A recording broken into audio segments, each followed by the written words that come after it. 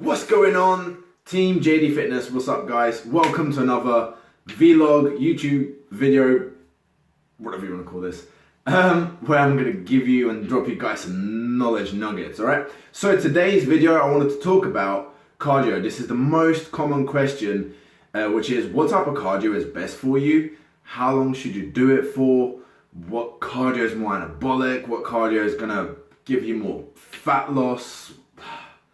It gets overcomplicated, man. Damn.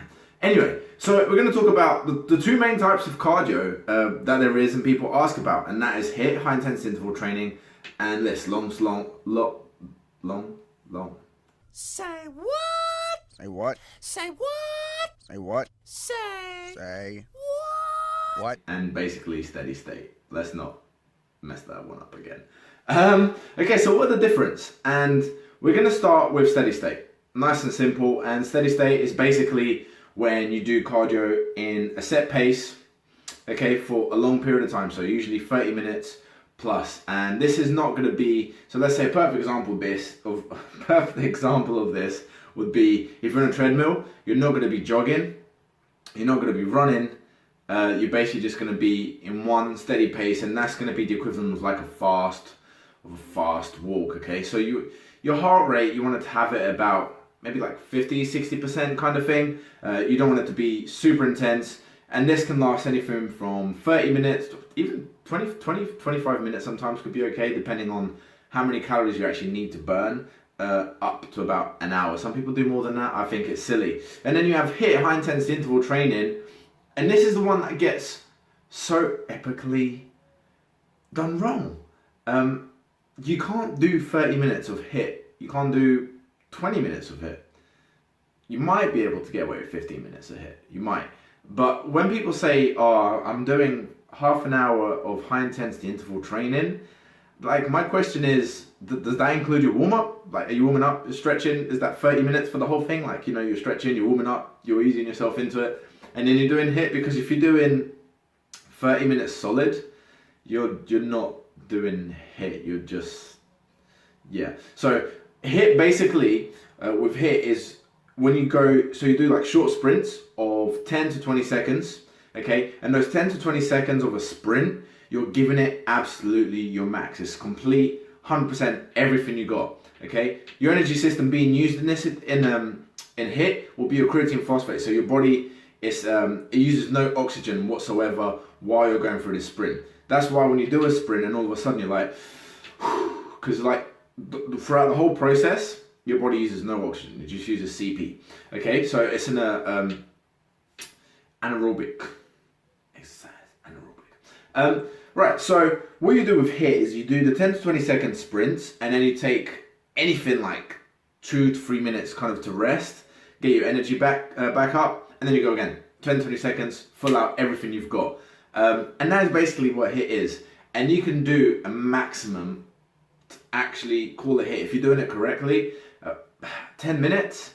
10 minutes is a good amount of HIIT training, and that is fine. Okay, and then for a long, slow, steady state, you can do anything up to an hour. But this really does depend. If you're doing steady state, it can get quite complex. Like if you're counting how many calories you want to burn, we'll keep that in another video. But anyway, so long, slow duration, or steady state, whatever you want to call it, because I keep getting confused with words today, goddammit.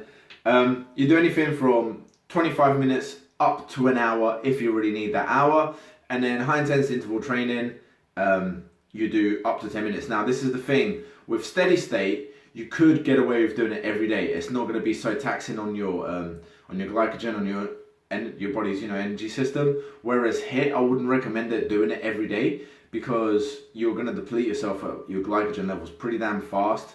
And the downside is because it's an anaerobic exercise, it can be quite taxing on your main training sessions. This is the only disadvantage I'd say with HIIT. But in terms of what's better, there really isn't one. It's down to what suits you more. It's down to, where you would enjoy doing more. Some people prefer doing HIIT, some people prefer doing steady state. At the end of the day, You know, the idea of cardio, the majority of people do cardio for fat loss, right? So if that is your goal, you know, take the basics into account, that you are in a calorie deficit. You are, you know, to an extent watching what you eat. You're not binging out and whatnot. And then your cardio comes alongside it. But, you know, this brings us on to the question, when is the best time to do cardio? And it's when it suits you.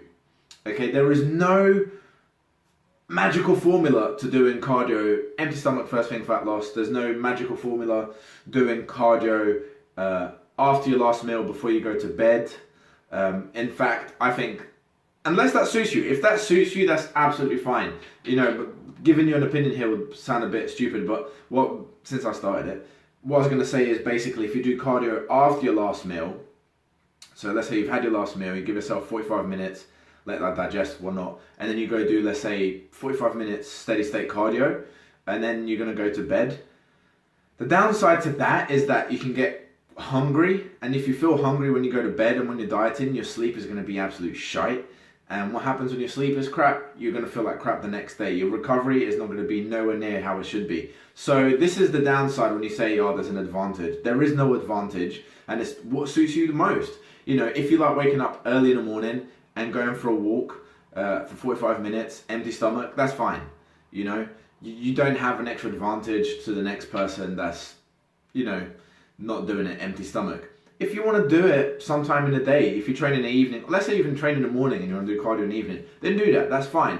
You know, and even if I said, if you do find beneficial to do your cardio after your last meal before you go to bed and it doesn't make you hungry, fair play. If that's what suits you, that's what you got to take into account.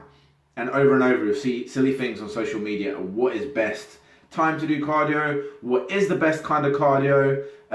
But to sum this video up, people, there is no best type of cardio. It's what suits you more. Either steady state, long, slow duration, which is the same damn thing, or high intensity interval training. Okay, I hope you guys have enjoyed this video. Subscribe down below. Follow me on the social media, my Facebook page. Everything is all linked down there, people. And also, if you want more tips like this, subscribe down to the mailing list where some badass content is coming your way. Share this video, guys. Like, comment, all that good stuff. Have a wicked day. Peace, love, positivity everywhere. Laters.